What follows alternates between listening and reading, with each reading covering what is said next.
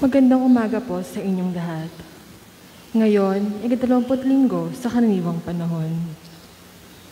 Sa sama-sama nating pagdiriwang na banal na Eucharistia, isama rin natin sa ating panalangin ang mga sumusunod na pagsamo. Para sa pasasalamat ni Mr. and Mrs. Noel Cacanindin and family, Mary Joy Tamondong and family, Mr. and Mrs. Edward and Cheryl Carriaga and family, Paul Ramos and family, Yuloya Prieto, Winnie Yulo, Elijah Prieto, Shelly Alvarez, Sofia Lucio, Milagros Legaspi, Perla Marquez, Helen Meneses, Hilda Mangahis, Victorina Estacio, Felvin Almirañas and family, Eucharistic Lay Minister, Mr. and Mrs. Teresa Loreto, Miss Janeline Baal, Mr. and Mrs. Alvin Reyes, Mr. and Mrs. Michelle Salvador, Mr. and Mrs. Racelon Makaspak, Mr. and Mrs. Grace Racela, Mr. and Mrs. Geoffrey Figar, Mr. and Mrs. Clarita Cortez, Mr. Mateo Valenzuela, Mr. and Mrs. Joyan Elumba, Antonio Mendoza, Peter and Biling Bitangkol and family. Para sa natatanging kahilingan, Nina San Pablo family, Ninang Rosa and family, Mile and Linda Rosales, Fabian family, Gary and Bernadette del Rosario, Ginaline Resuelo, Remy Cruz, Boyd Santos and family, Rene Santiago and family, Jay and Aurora Ignacio and family, Divine Nicolas, Ray and Digna Dominguez and family, Portia Nicolas. Para sa maagang kagalingan, Hina Leonila de la Cruz, Ruben Aurelia Santiago, Ruby's family, Milo Cacanindin, Fernando Estrada, Nancy Ramos, Hannah Vencer, Asuncion San Pedro, John Celis, Felisa Lorca, John Carlo de la Cruz, Portia Nicolas, Rufo Golinaw.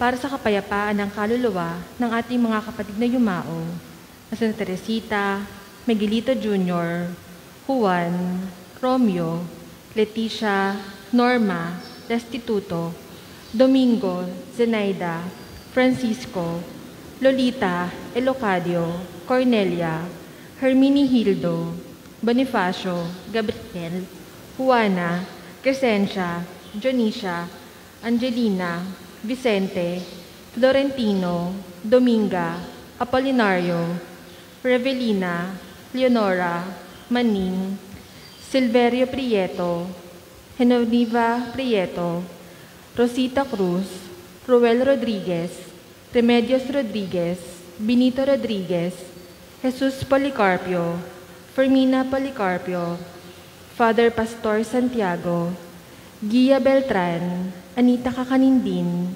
Orteo Cacanindin, Lino Cacanindin, Thomas Cacanindin, Antonio Cacanindin at Arlene Cacanindin.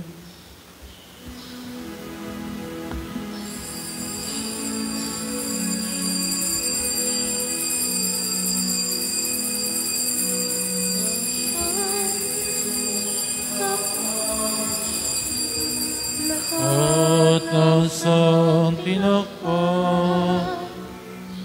awit kayo, siya'y pagdangan, magpakailanman.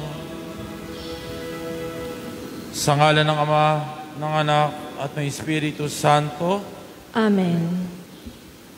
Sumainyo ang Panginoon. At sumayo rin. Mga kapatid, sa ating ika-4 na araw ng pagnanobena sa Mahal na Birhen ng Inang Santo Rosario, hingin natin ang kanyang panalangin na tuning ang ating makita ang biyaya at pagmamahal sa atin ng Panginoon at magsisi. Kaya nga upang maging marapat tayo sa banal na pagdiriwang, aminin natin ating mga pagkukulang at kasalanan. Inaamin ko sa makapangyarihan Diyos at sa inyo mga kapatid, na ba ako nagkasala sa isip, salita at sa gawa, at sa aking pagkukulang. Kaya sinasamo ko sa Mahal na Birheng Maria, sa lahat ng mga anghel at mga banal, at sa inyong mga kapatid na ako'y panalangin sa Panginoong ating Diyos. Kawaan tayo na makapangyarihan Diyos, patawarin tayo sa ating mga kasalanan at patnubayan tayo sa buhay na walang hanggan. Amen.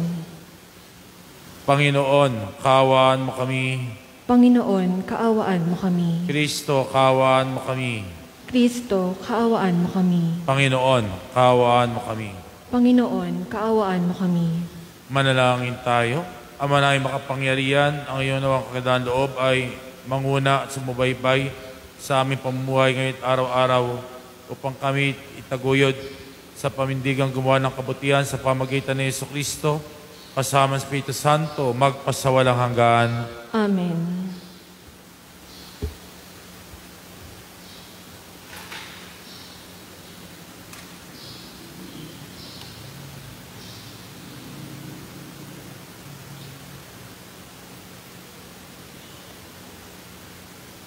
Ang salita ng Diyos mula sa sulat ni Apostol San Pablo sa mga taga-Galacia. Mga kapatid, nasusulat na si Abraham ay nagkaanak ng 2 lalaki. Sa alipin ang isa at ang isa'y sa malaya. Ang anak niya sa alipin ay ipinanganak ayon sa karaniwang pangyayari. Ngunit ang anak sa malaya ay bunga ng pangako sa Diyos. Ito ay isang talinghaga, larawan ng 2 tipan ng 2 babae. Ang isa'y ang tipan sa bundok ng Sinai na kinakatawan ni Agar at ng kanyang mga anak na pawang alipin. Ngunit ang Jerusalem na nasa langit ay malaya at siya ang ating ina. Ayon sa kasulatan, magsaya ka, o babaeng hindi nagkaanak. Humiyaw ka dahil sa kagalakan, ikaw ay di nakaranas ng pagdaramdam sa panganganak. Sapagkat higit na marami ang anak ng babaeng nangungulila kaysa babaeng may asawa. Kaya nga, mga kapatid, hindi tayo anak ng alipin, kundi ng malaya. Pinalaya tayo ni Kristo upang manatiling malaya. Magpakatatag nga kayo at huwag nang paalipin uli. Ang salita ng Diyos. Salamat sa Diyos. Ngalan ng Diyos ay idangal, ngayon at magpakailanman. Ngalan ng Diyos ay idangal, ngayon at magpakailanman. Dapat na magpuri ang mga alipin. Ang ngalan ng poon ay dapat purihin. Ang kanyang pangalan ay papurihan. Magmula ngayon, magpakailanman. Ngalan ng Diyos ay idangal, ngayon at magpakailanman. Buhat sa silangan hanggang sa kanluran, ang ngalan ng poon, pupurihing tunay. Siya'y naghahari sa lahat ng bansa, lampas pa sa langit ang pagkadakila. Ngalan ng Diyos ay idangal, ngayon at magpakailanman. Walang makatulad ang Panginoong Diyos, na sa kalangitan doon naluluklok. Buhat sa itaas, siya'y tumutunghay. Ang lupa at langit, kanyang minamasdan. Mula sa alabok, ang mga mahirap, pagkagulami ang itinataas. Ngalan ng Diyos ay idangal, ngayon at magpakailanman.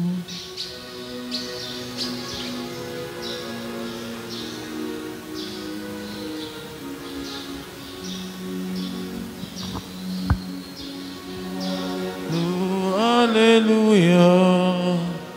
Hallelujah. Hallelujah.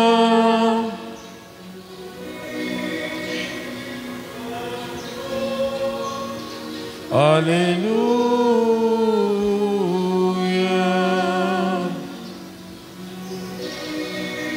Ina Diyos. Hallelujah.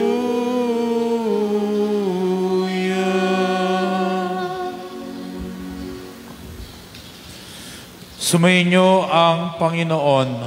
At sumayo rin. Ang mabuting balita ng Panginoon ayon kay San Lucas. Papuri sa iyo, Panginoon.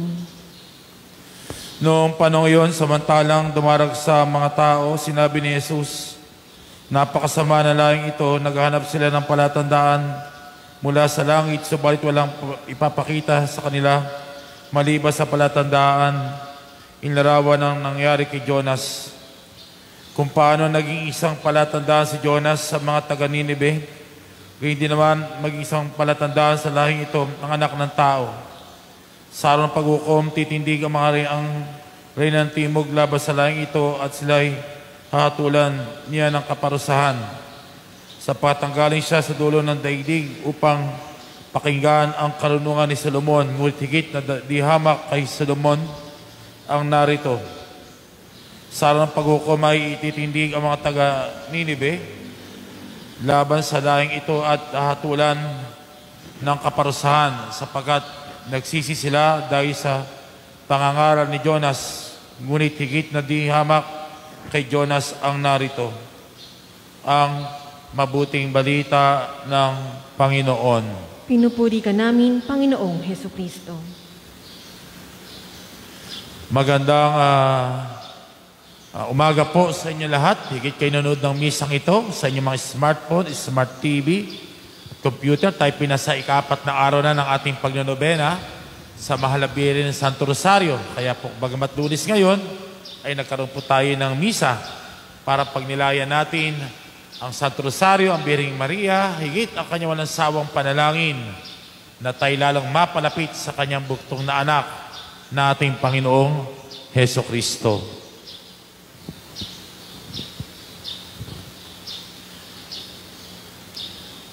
Meron pong isang kwento sa Birheng Maria at sa kanyang minamahal na anak na ating Panginoong Hesus. Nung bata pa po ang Panginoon, batay sa kwento, tuwing gabi ay pinatutulog niya ng Birheng Maria ang kanyang anak, ang Ninyo Hesus. Pagkatapos matulog nito, nakahanda na ang damit na isusuot ng kanyang anak, kinabukasan at kanyang sandalyas. Sa araw, nakita niya, umaga, ang damit ng Ninyo Hesus ay maputik at ang kanyang sandalyas ay maalikabok.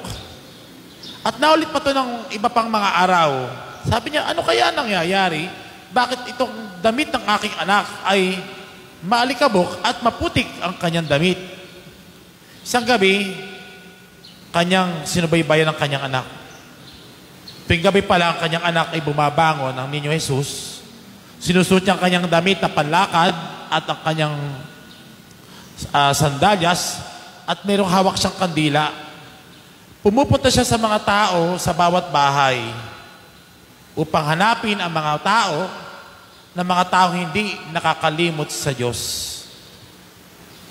Kaya lang, umuwiring malungkot ang Panginoon kasi may putik na kanyang damit, malikabok na ang kanyang sandalyas, pero higit sa lahat, wala siyang nakitang mga taong hindi nakalimot sa Diyos. Bagkus lahat halos ay nakalimot na sa Diyos.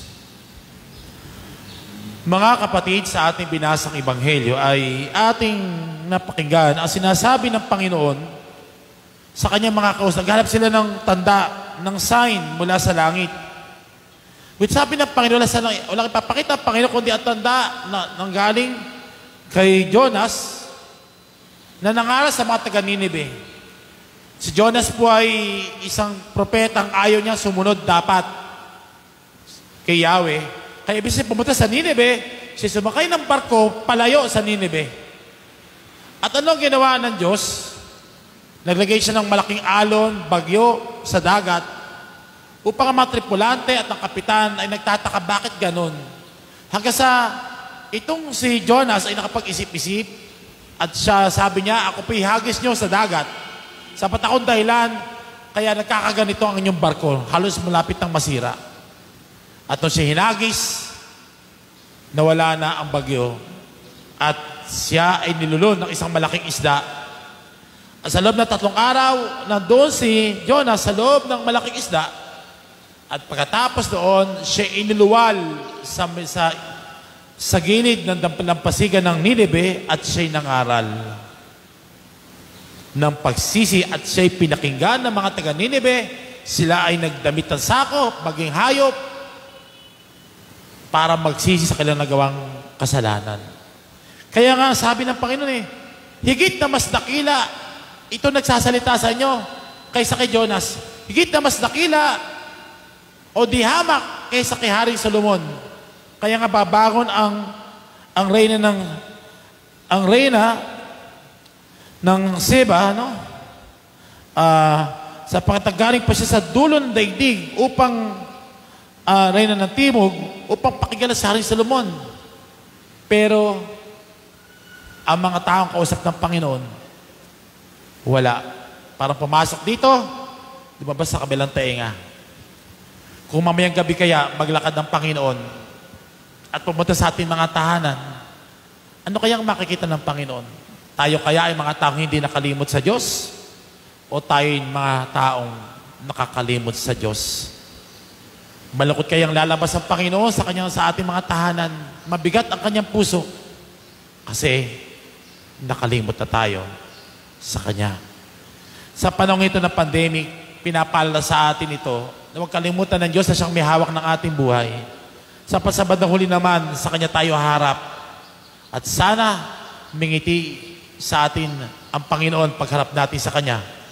Sapagkat tayo mga taong nagsikap na huwag makalimot sa Diyos at gawin ang kalooban ng Diyos. Amen. God is good. All the time, God is good. Palakpakan po natin ang Panginoon.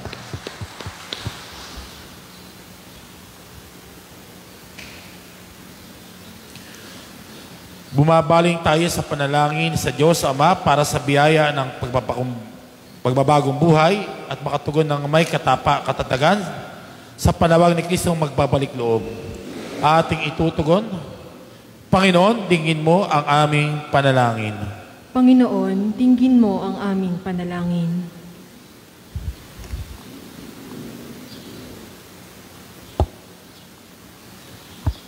Ang mga puso ng lahat ng lalaki at babae naway mapanumbalik sa Panginoon na tumatawag sa daigdig sa pagsisisi. Manalangin tayo sa Panginoon. Panginoon, dinggin mo ang aming panalangin. At tinawang tanggapin ang buong mensahe ng Ebanghelyo, pati na ang mga salitang bumibigkas ng pagsubok at krus sa buhay. Manalangin tayo sa Panginoon. Panginoon, dinggin mo ang aming panalangin.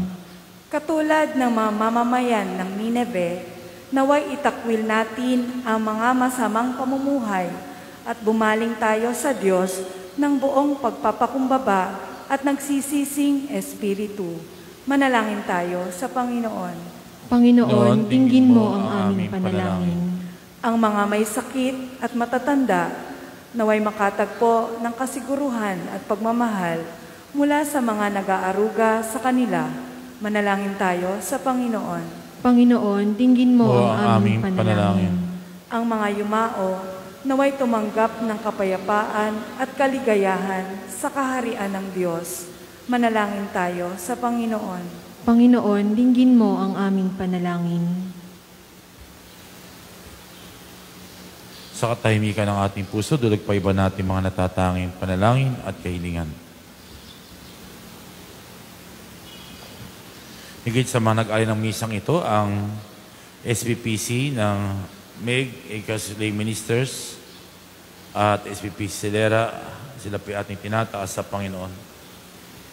Panalangin din natin ang ating mahal na Pangulong Duterte at ang Kongreso at Senado sa patuloy na pag-iisip upang mapagtagumpayan natin ang pandemic na ito. Panalangin din natin ang ating mga kapitan, ang ating mga barangay kasama ng kailang mga konsehal sa kailang patuloy na panunukulan sa ating pamayanan. Higit sa lahat, ipanalangin natin lahat na nasa balik na karamdaman dala ng COVID-19, nawa bigyan ang lubos na kagalingan ng Panginoong mahabagin at mapagmahal. Ama ng lahat, binigay mo sa amin ang tanda ni Jonas upang mangunahang ipahayag ang pagdating ng iyong anak. Mula sa walang hanggang, niloob mo ang kanyang muling pagkabuhay. Kasama mo nawa kami sa kanyang magpakailanman. Hining namin ito sa pamagitan ni Kristo ang aming Panginoon. Amen. Amen.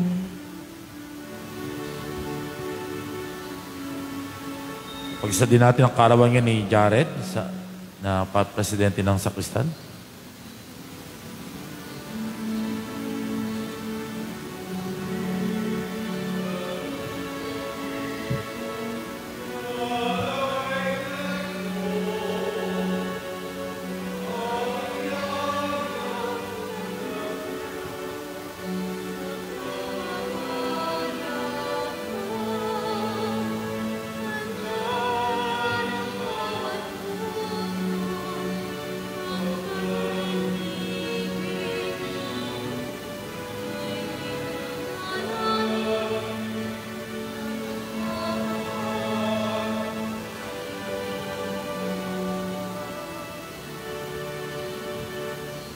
Manalangin kayo mga kapatid upang ating paghahain ay kalugdan ng Diyos amang makapangyarihan. Tanggapin nawa ng Panginoon itong paghahain sa iyong mga kamay, sa kapurihan niya at karangalan, sa ating kapakinabangan at sa buong sambayanan niyang banal. Manaming lumikha, tanggapin mo ang aming mga panalangin na sumasali sa aming paghahain. Pag sa ginanap namin pagdiriwang, kami makatawid sa kalwalatian sa pamagitan ni Jesucristo, kasama ng Espiritu Santo, magpasawalang hanggan. Amen. Sumayin niyo ang Panginoon. At sumayo rin. Itaas sa Diyos ang inyong puso't diwa. Tinaas na namin sa Panginoon. Pasalamatan natin ang Panginoong ating Diyos. Marapat na siya ay pasalamatan. Ama na ay makapangyarihan, tunay ngang marapat kay pasalamatan. Nasa iyo aming buhay, pagkilos at pag-iral, sa pamilya araw-araw tinatamasa namin ang pagmamahal. Sa pag-ibig mo, pilang sa Espiritu Santo, unang aning bigay, ng anak mo lang sa katiyakan na kailangang mabuhay kami sa piling mo kailanman. Kaya kaisa ng mga anghel na nagsisiawit ng papuri sa iyo, na walang humpay sa kalangitan, kami nagbubunyi sa iyong kadakilaan. Santo, Santo, Santo, Panginoong Diyos ng mga hukbo, napupuno ang langit at lupa ng kadakilaan mo, o sana sa kaitaasan. Pinagpala ang mga naparito sa ngalan ng Panginoon, o sana sa kaitaasan. Ama naming banal, ikaw ang mukha ng tanang kabanalan, kaya't sa pamagitan ng iyong Espiritu, gayong mong banal ang mga kaloob na ito, upang para sa aming maging katawan at dugo na aming Panginoong Jesucristo. Bago niya pinagtiisan ng kusang loob na maging handog, hinawa ang kanyang tinapay. Pinasalamatan kaniya, pinagati-hati, nabot sa kanyang mga alagad at sinabi, tanggapin niyo lahat ito at kanin ito ang aking katawan na ihahandog para sa inyo. Panginoon ko at Diyos ko. Gayun din naman nung matapos ang apoy nawa kanyang kalis, muli kanyang pinasalamatan. Inabot niya ang kalis sa kanyang mga alagad at sinabi, tanggapin niyo lahat ito at inumin ito ang kalis ng aking dugo ng bago at walang hanggang tipan. Ang aking dugo na ibubuhos para sa inyo at para sa lahat. Sige pagpapatawad ng mga kasalanan, gawin ninyo ito sa pag-alaala sa akin. Panginoon ko at Diyos ko. Ipagbunyi natin ang misteryo ng pananampalataya. Si Kristo'y namatay, si Kristo'y nabuhay, si Kristo'y babalik sa wakas ng panahon. Ama, ginagawa namin ang pag-alala sa pagkamatay at muling pagkabuhay na iyong anak, kaya't inaalay namin sa iyo tinapay na nagbibigay buhay, at ang kalis na nagkakaloob ng kaligtasan. Kami nagpapasalamat dahil narapat tumayo sa harap mo para maglingkod sa iyo. Sinasamo namin kami magsasalo-salo sa katawan at dugo ni Kristo ay mabuklod sa pagkakaisa sa pamagitan ng Espiritu Santo. Ama, lingapin mo yung simbahan laganap sa buong daigdig. Puspusin mo kami sa pag-ibig, kaisa ni Francisco naming Santo Papa, ni Dennis naming Obispo at Anang Kaparian. Alalahanin mo rin mga kapatid namin na himlahin na may pag-asang sila'y muling mabubuhay, gayon din lahat ng mga pumanaw. Kawaan mo sila at patuloyin sa iyong kaliwanagan. Kawaan mo at pagindapating kaming lahat na makasalo sa iyong buhay na walang wakas. Kaisa ng mahal na Birheng Maria na ina ng Diyos, ng kanyang kabiyak na puso na San Jose. Kaisa ng mga apostol, lahat ng mga banal na mo'y sa daigdig ng kalugod-lugod sa iyo. May pagdiwang nawa namin ng pagpupuri sa kararangal mo sa pamagitan na iyong anak naming Panginoong Jesucristo.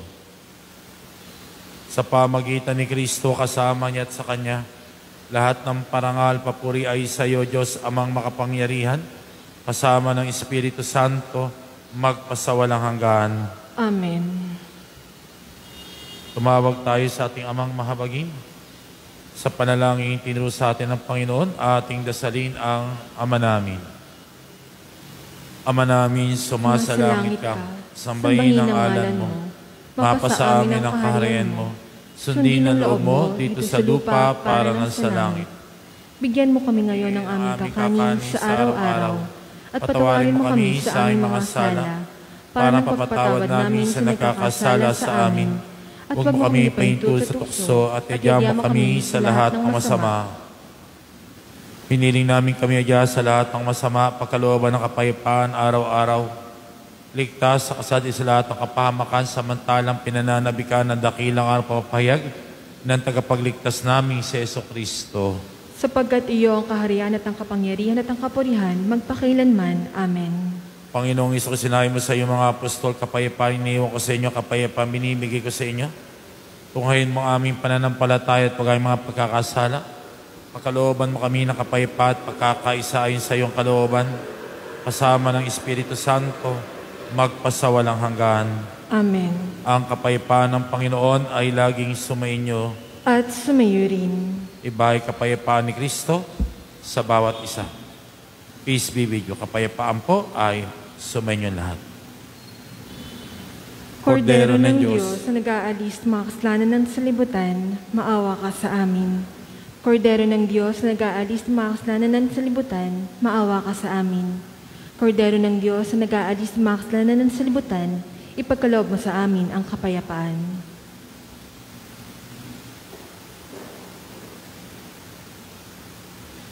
Mga kapatid, ito Kordero ng Diyos na nag-aalis sa mga kasalanan sa libutan na tumatawag sa ating itaas natin sa Kanya. Ating mga palit mapalat tayong tatanggap sa banal na piging. Panginoon, hindi ako karapat-dapat magpatuloy sa iyo, ngunit sa isang salita mo lamang ay gagaling na ako.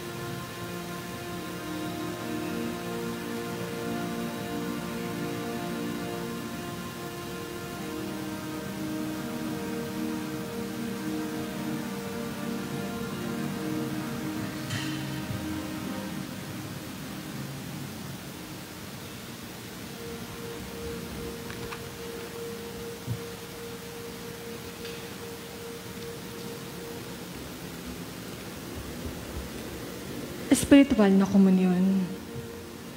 Panginoong Jesus, ako ay naniniwala na ikaw ay nasa kabanal-banalang sakramento. Iniibig kita ng higit sa lahat at ninanasa kong tanggapin ka sa aking kaluluwa. Sapagkat sa mga sandaling ito, hindi kita matatanggap sa sakramento. Tumulik ka sa Espiritu sa aking puso. Niyayakap kita na para bang narito ka na at inialay ko ng buong buo ang aking sarili sa iyo. Huwag mong hayaang mawalay ako sa iyo. Amen.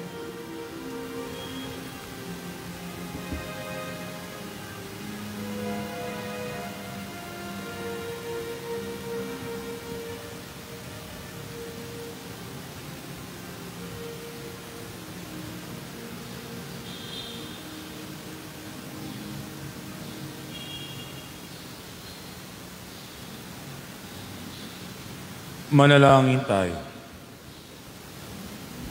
Manay mapagmahal, yung kami yung pinapakinabang sa katawan at dugong banal. Lug namin sa dakila mong kabutihan sa tanan na kami gawing mong pasalo sa iyong buhay sa pamagitan ni Jesucristo. Pasahan sa Espiritu Santo, magpasawalang hanggan. Amen. Orasyon pirata kog ng COVID-19. Amang makapangyarihan. Malapit kami sa iyo sa aming pangangailangan. Ingatan mo kami laban sa COVID-19 virus na lumalaganap sa kasalukuyan at nagsisanhi ng kamatayan. Tulungan mo ang mga nagsisipag-aral sa kalikasan at pinagmumulan ng virus na ito at kung paano masugpo ang paglaganap ng sakit na dulot nito. Gabayan mo ang mga kamay at isipan ng mga eksperto sa medisina, mapaglingkuran nila na may puso at kakayahan ang mga may karamdaman at sa mga sangay ng pamahalaan at mga pribadong ahensya na makatagpo ng lunas at solusyon sa salot na ito. Sinasamo namin ang mga dinapuan ng sakit na ito ay mabalik sa kalusugan sa madaling panahon. Kumilos nawa kami sa ikabubuti ng lahat at matulungan ng lahat ng mga kailangan. Hiniling namin ito sa pamagitan ni Jesucristo, kasama ng Espiritu Santo, magpasawalang hanggan. Amen. Maria, takbuhan ng mga Kristiyano, Ipanalangin mo kami. San Rafael Arcangel, Ipanalangin mo kami. San Roque, Ipanalangin mo kami. San Lorenzo Ruiz, Ipanalangin mo kami. San Pedro Calunsod. Ipanalangin mo kami. Bukas po ang sponsor ng misa natin na SBPC Bayong Tabon, Prex at Knights of Columbus. Salamat po sa lahat na nag-sponsor sa misa natin ngayon sa araw na ito. Tatayo na po lahat.